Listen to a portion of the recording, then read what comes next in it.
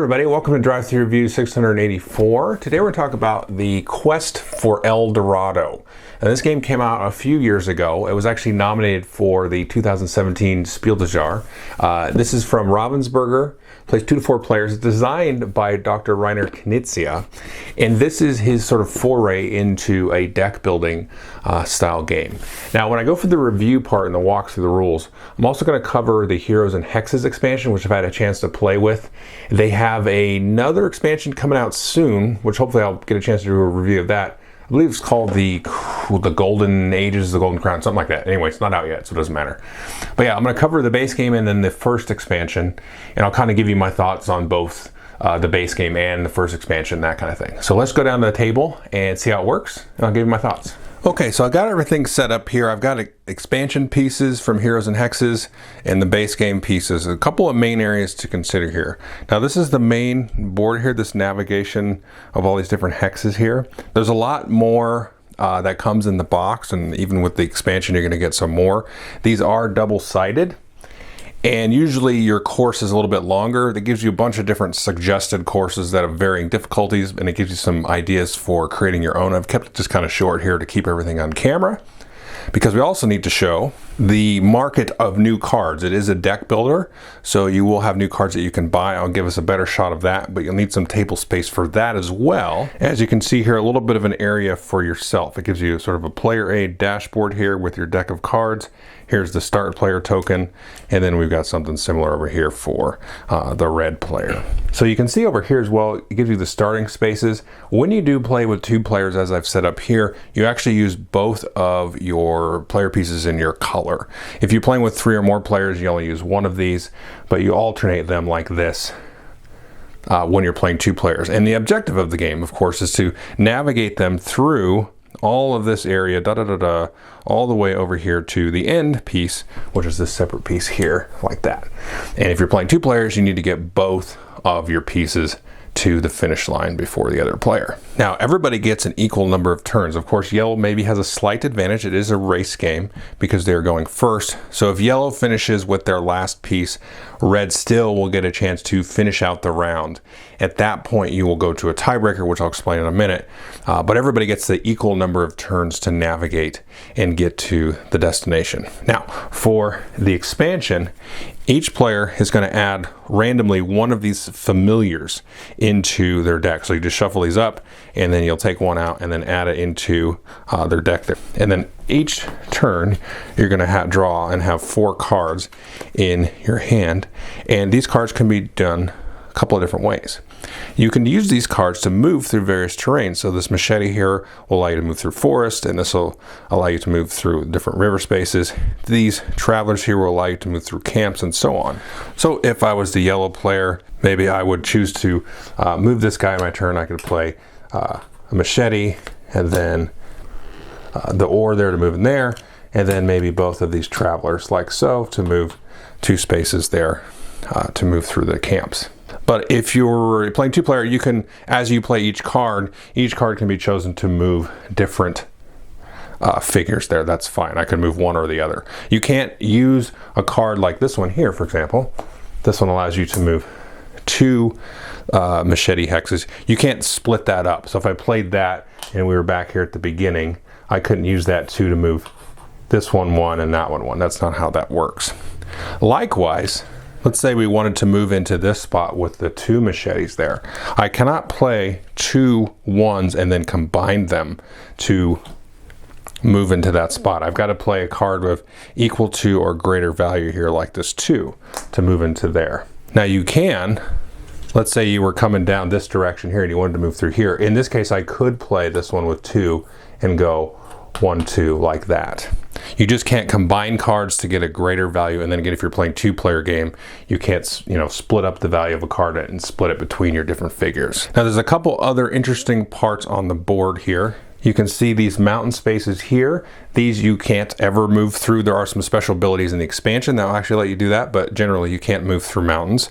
And then these 2 spots here are interesting. This one here, you can discard 3 cards and to move into that space. In this one here, this one is telling you have to remove 3 cards of your hand from the game to move through that space. Now that's a good idea because At the beginning of the game, you might have these that just allow you to move one space or whatever. Over the course of the game, you're going to buy more cards, which I'll show you how to buy cards, that are better. So you want to remove, like any good deck builder, kind of the starter cards from your deck and upgrade those. So these spots are actually pretty good there. So the other thing you can do on your turn besides moving your figures is buying new cards from the market. So the market is set up like so. You always start with the same 6 cards that are in the immediate market. These are available to buy here that are below this board. And then you're going to have a bunch of cards here that aren't quite yet available, but will be made available later on. Now the top 4 cards here, these are only coming in the expansion. I'm not really going to cover those in much detail. They interact with a lot of the expansion stuff, which I will talk about. And again, you can only buy 1 card in your deck. You can choose not to use the cards for their movement ability, but you can use them to spend. So any of these cards with the gold, they count as 1 money. So we've got 1, 2 money. Any other card that you have in your deck, in your hand, that you're going to play is worth half a gold. So let's say I decided I don't want to move it all. I'm going to spend all these cards. I've got 1, 2, and then 3 with the 2 halves there. And then you can see the cost here at the bottom of the card, 2, 2, 3, 3, 3. And then maybe I wanted to buy here this Trailblazer. He costs 3, like that. And that would go immediately into my discard pile to be later reshuffled into my deck. Now, there's only 3 copies of all of these cards in the game. So let's say we're all Trailblazer happy, all the players are buying those up.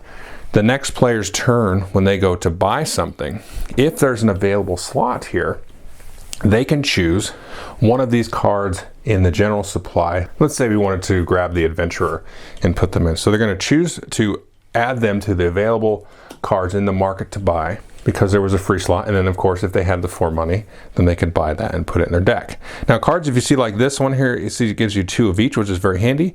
This is a choice now. So when you play the card, you can do 2 machetes, 2 ores, or 2 gold, as you see fit when you play that. And then we also have like some of these purple cards like so. This one says here, choose any card from the market. Off-board cards are allowed, and place it into your discard pile.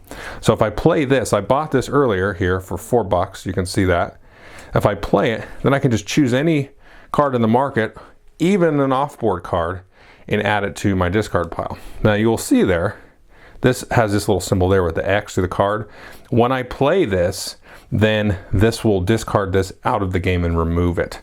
So it's a one-time sort of buy, but it might give you access to a card that is not yet available. Maybe it costs a little bit more, like this Millionaire here. She actually costs you 5 money to buy, but gives you 4 money whenever you play her. So that might be a combo that you could buy this, play it, discard it, and effectively you only spent $4 to get that. So again, you can only buy 1 card on your turn. Now, a couple other things to note about your turn. So as you're moving up here, once you get to these barriers, which are randomly shuffled and dealt out and put in between each of these tile pieces here, the person that wants to go through this, they have to do this ability here, where it's marked on the little barrier. So in this case, if you want to move through this, you got to discard 2 cards. When you do that, this is going to come off the board. So it removes it from everybody else having to do it, but you get to keep this, and this is going to act as a tiebreaker. So if you do have a tie at the end of the game, whoever has the most of these barriers is going to break the tie, and then whoever has the barrier with the highest number on it, if there's a tie for most barriers, will break the tie. And there's other things like this, so that we could have randomly dealt this one out there, so you had to spend another machete to get through that. It's just kind of a way of slowing down the leader. They're breaking new ground, they're kind of trailblazing, so it's a little bit harder for the person in the front to blaze that trail, where others can kind of piggyback on them. Now you may also run into these curses if you're playing with the expansion, and I'll talk about those more in just a minute, but I also want to talk about these cave tiles here. So if you move into contact with a cave tile right adjacent to it, you can then take the top tile from the cave tile and put it in front of you. Effectively, this is like a special ability card. I mean, sometimes you can get something like this, and here it just gives you the 2 machete movement. You take that and put it in front of your player board and keep it, and use it when you wish. You could even use it immediately on that turn. Now you can collect more cave tiles, even from the same spot here, if you move away. It could be on that turn or a later turn, and then move back into contact with it. Now, if you were, let's say, moved into here, first turn you collect the cave tile. If the next move you move, you're still adjacent, but you never left and came back, then you won't get the cave tile. So you can't just like do a big loop around it and collect all the tiles. You've got to step away and then come back to it. And then at that point you get the cave tile. Now there's new cave tiles with the expansion, which obviously if you've done the expansion, you won't shuffle those in. With the expansion, there will be down here a supply of face down cave tiles. I just have them some face up so you can get an idea what's in there. But you will want a supply of cave tiles playing with the expansion. Which leads us to the next thing to talk about with the expansion is these curses. So if you want to move through any of these spots here, or even just bypass the barrier that you see there, you will have to take a curse. You don't actually play a card. So it's theoretically possible to move pretty far and just take a bunch of curses. But obviously with the name curse, you don't really want that. So I could go 1, 2, 3, and then, you know, take 3 curses. Off to the side of board, again, these will be face down. You'll take these and add these to you. Now, some of these will be immediate effects like this one, which tells you to put one of these cards into your deck. And this is just a card that kind of clogs your deck up. It doesn't do anything. Although you can spend these for half a money, just like, you know, any of the other cards that aren't gold. And other things will be like this card here. You can't play any ore cards until you discard an ore for no effect. And this one is you can't play any purple cards until you discard a purple card for no effect. So these are just gonna be generally bad. But again, you can move through them at will, but you're kind of taking the risk that the curse is gonna be something you don't really like. Now the other thing to note is some of these hexes here have these little sort of tunnels.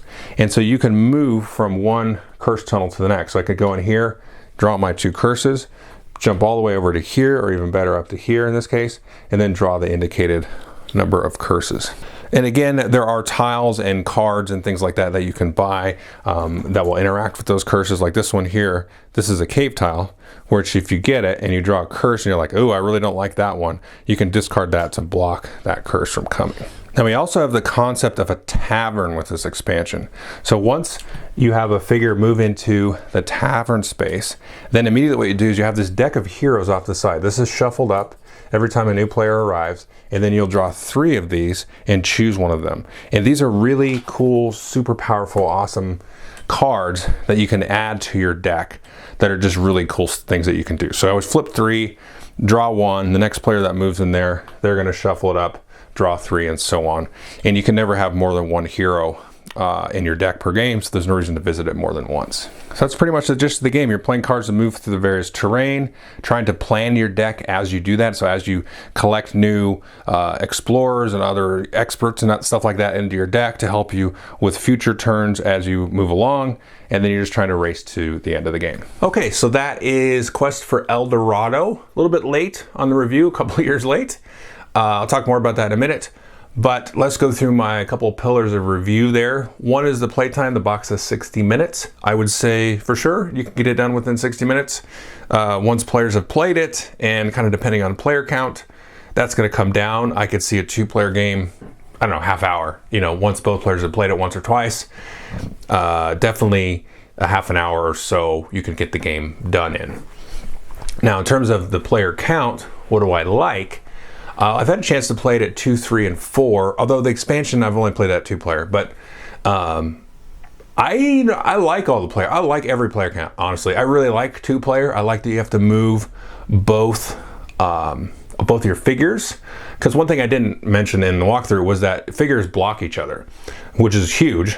And so you can use in a 2-player game, you can kind of use one figure to block the other and so on, and kind of, you know, sort of force choke points and stuff like that, and little narrow areas that they have to go through where maybe they don't have the right kind of cards to go through. So you can really play with that in a 2-player game, which is really cool. You can kind of happenstance play that way in a multiplayer game, but there's enough other players going on that it's a little bit more interesting that way. So really like it at all player counts, and definitely recommend it. Like if you're like, I only play 2-player games, this would be definitely a high recommend.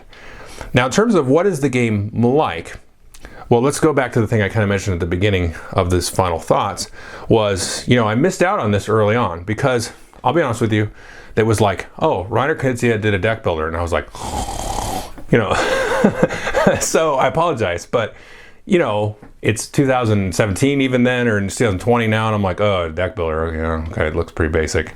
And as Reiner Knizia did, went, oh, okay, you know, he hasn't really done any good games, you know, in a long time. But I played a game last year called Babylonia, and it was awesome, blew my mind. So I kind of dug through the games he's come out with the last couple of years. And there's two that I found just kind of, you know, glancing through reviews and just seeing what kind of folks had sort of popped up on the radar. This was one of them. Maybe talk about another one in a week or two. But I was like, oh, people seem to really like this. I'm like, oh, it was nominated for Spiel des Jahres. I'm like, that's not always a barometer for me, but, you know, it has some merit to it, right? So I took a look at it, and I'm really impressed with this. And so I think, you know, with Babylonia in this game, and then this other game that I may or may not talk about, I haven't made up my mind about yet.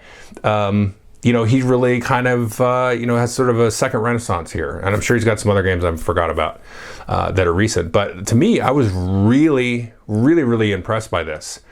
This is honestly one of the best deck builders that I've ever played. Now, talking about, you know, what games is this like? Well, obviously you could say, you know, comparatively, you could say it's sort of like Dominion or Thunderstone or that kind of thing. I would say it's most like a game called Automobiles, I think, from AEG, which was a bag builder. And so you pulled colored cubes out of a bag that matched a different special ability. It's effectively a deck builder, and you race cars around the track, and the first, you know, you try to get first. Now this is more interesting than that because you have the configurable tiles. You can arrange them in all these different ways. And so the types of cards that you're going to need is going to change over the course of the game, because you might have like a lot of forests at first, and then it's going to shift to the river, and then you might have a bunch of curses, or you might have like a big swath of the different camps for the gold. So you need these kind of different sort of types of decks over the course of the game. And so it becomes a very interesting problem to solve in terms of how much do I want to thin my deck, really, because I'm going to get through this stretch very efficiently. But then I'm going to end up, you know, probably needing some of these cards later on. And if I look over here, well, there's a choke point there. But if I go around this sort of range of mountains, then I might need a couple extra cards. So you have to really kind of like look at the board. You see all the cards are always in play. You can't buy them all right away, but you can kind of get it's like Dominion in that way. You look at the board, you kind of sense, okay, well, let me try this strategy here. And then you have little cool tactical choices about, you know, leaving your figure in a certain spot to block other players, which is also very interesting, forcing them to go around, or, you know, do some other things, or take a turn off buying stuff. And there's a good sort of tug of war internally between moving and buying. It's like, okay, well, if I move this one extra space, it's not really gonna do anything. And that little border in between the tiles is going to be there anyway. So I'm going to let Billy, you know, take that border down. They're going to spend extra cards. So maybe I don't move as far, and I spend a little bit of time trying to, you know, work on my deck building, you know, recruiting, you know, these new experts to help me. And so it kind of works out very thematically, because as you're sort of adventuring, you hit these sort of like loggerheads in the trail, and so somebody's got to kind of blaze that trail, and then other folks can go visit a village or whatever, different towns, you know, hire heroes and so on, and these other folks to come and kind of work for you as you explore this kind of jungly type of area. So the thematicness of it actually works very, very well and is really cool. And there's one thing I like about this, you know, I've played some deck builders recently that don't lean heavily enough into kind of the actual manipulation and trashing cards into your deck. And this gives you a few ways to kind of do that with some of the certain purple cards that you can buy, or some of the different kind of campsites and stuff that you can visit on the board, and trying to sort of time that and build that into your deck building is very, very interesting. So already I would recommend, especially for 2 players, the base game. Now the expansion, to my mind, really adds a lot of interesting stuff. It really brings those cave tiles into play. Now the cave tiles, I'm not sure if I mentioned in the walkthrough, but those are optional. You don't have to play with the cave tiles. I would say 100% always you should. I have played with and without, and just kind of once you play with it, it just makes it a little bit more interesting. It adds a little bit more luck to the game, I guess, but you know, when it's just more fun to me to have those. And especially once you add the expansion with the curses and things, it really adds some fun to the game, where you can, it's talking about like sort of the varying terrain over the course of the path that you're going through, you can really build in some kind of interesting, fun, kind of thematic things. It's like, okay, we're going through here, we're in the valley, and then you run through like Curse Alley, right? And it's just like curses everywhere, and you know, people are just being cursed left and right. And so you could kind of build your deck to try to go around those curses, you know, cost you a little bit more time, or you could just say screw it, and you're just gonna punch through and move really far. You can go like across the whole tile, but then you've got like curses just being dumped on you. So you're running like a madman, you know, through there. And so you can get some of these heroes and some of the other tiles and some of the new cards and stuff to kind of counteract that and deal with that, and interact more with those different cave tiles, those special abilities that you can get, even if you don't explore, because you can get some cards that get the special ability cave tiles that are in the general supply in front of you. So there's just a lot more tools in the toolbox to kind of play around with. And it just adds like a much more fun vibe with the curses and pushing your luck and all that kind of stuff. And so I would say, I do recommend you get the game with the heroes and hexes. To me, that's more fun. But I would also say, like, I don't think that's necessary, you know, like a must buy. It doesn't really like fix anything with the game to me. It just adds some more interesting stuff and some more fun things, and just more, there's like a little bit more whimsy in that. You know, you're going to somewhere in South America, the jungle, and there's curses and evil spirits and all that. You know, it just kind of plays into that whole kind of Indiana Jones nonsense vibe of it. So yeah, I definitely highly recommend the game. This is one I'm definitely going to keep. I'm interested to try the, what's it called? The Golden Temple? I keep forgetting the name of the expansion. I want to try that. That's going to be like a standalone expansion, I think, coming out in a couple of months or something. But I'm excited to try it now, because I'm curious now how this, you know, you can kind of look at this as a system.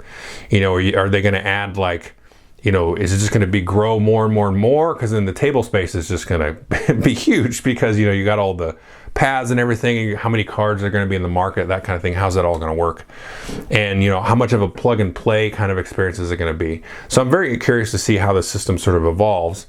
And they're already working on their second expansion here, this Golden Temple. So this could be a really cool system that, you know, a lot of deck builders are not super thematic. Thunderstone Quest is still in my collection. That's a very thematic, great deck builder. It's in my top 50 games.